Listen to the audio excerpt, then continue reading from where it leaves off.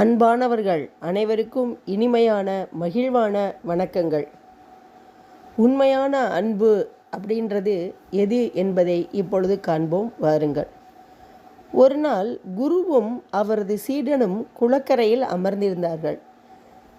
சீடன் பல கேள்விகளை குருவிடம் கேட்டுக்கொண்டிருந்தான்.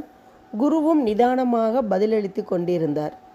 குருவே, சுயநலமிக்க அன்பிற்கும் சுயநலமில்லாத அன்பிற்கும் வித்தியாசம் என்ன என கொஞ்சம் விளக்கமாக கூறுங்களே என்றார். குரு சீடனுக்கு பதிலை எப்படி விளக்குவது என்று சற்று முற்றும் பார்த்தார். ஒரு இளைஞன் குளக்கரையில் தூண்டிலை பிடித்து கொண்டு அமர்ந்திருந்தான். அவன் அருகில் கூடையில் அவன் பிடித்து போட்ட மீன்கள் துடித்து கொண்டிருந்தது.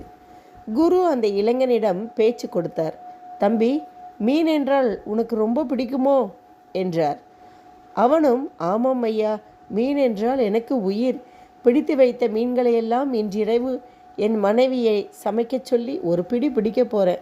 உங்களுக்கு வேண்டுமானால் கொஞ்சம் எடுத்துக்கொள்ளுங்கள், குளத்தில் நிறைய மீன் கிடக்குது என்றான். குருவோ, எனக்கு வேண்டாம் தம்பி என்று புன்சிரிப்புடன் கூறி மறுத்துவிட்டார். நடப்பதையெல்லாம் சீடன் அமைதியாக பார்த்து கொண்டிருந்தான். அந்த இளைஞனும் சற்று நேரத்தில் மீன் பிடித்துவிட்டு கிளம்பிவிட்டான். ஒரு வயது முதிர்ந்த பெரியவர் குளக்கரையை நோக்கி வருவதை குரு பார்த்துவிட்டார். அவர் கையில் ஒரு வெள்ளை நிற பை இருந்தது. குரு அதை உற்று பார்த்தார்.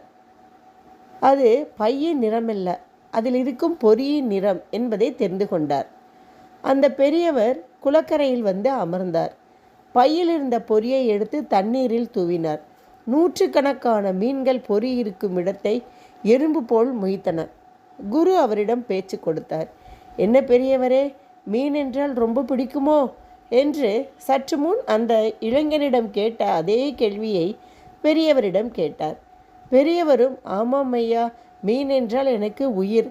நேரம் கிடைக்கும் போதெல்லாம் இங்கு வந்து இங்குள்ள மீன்களுக்கு உணவளிப்பேன் என்றார்.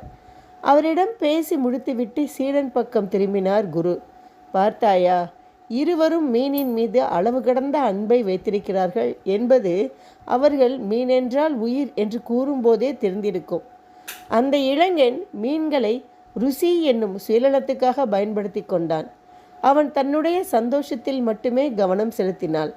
ஆனால் பெரியவர் மீன்கள் பசியாறுவதற்கு சுயநலமில்லாமல் உணவளித்தார். இருவருக்கும் மீன்கள் பிடித்திருந்தது. ஆனால் இருவரின் நோக்கம் வேறு. மொத்தத்தில் அன்பில் சுயநலம் இருந்தால் அது அன்பே இல்லை. சுயநலமில்லாத அன்புதான் உண்மையான அன்பு, நிரந்தரமான அன்பு என்று குரு சீடனுக்கு புரிய வைத்தார். உண்மைதானங்க, இது கொடுத்தா இது கிடைக்கும் அப்படின்னு நினச்சா அதுக்கு பேர் அன்பா? கிடையவே கிடையாதுங்க.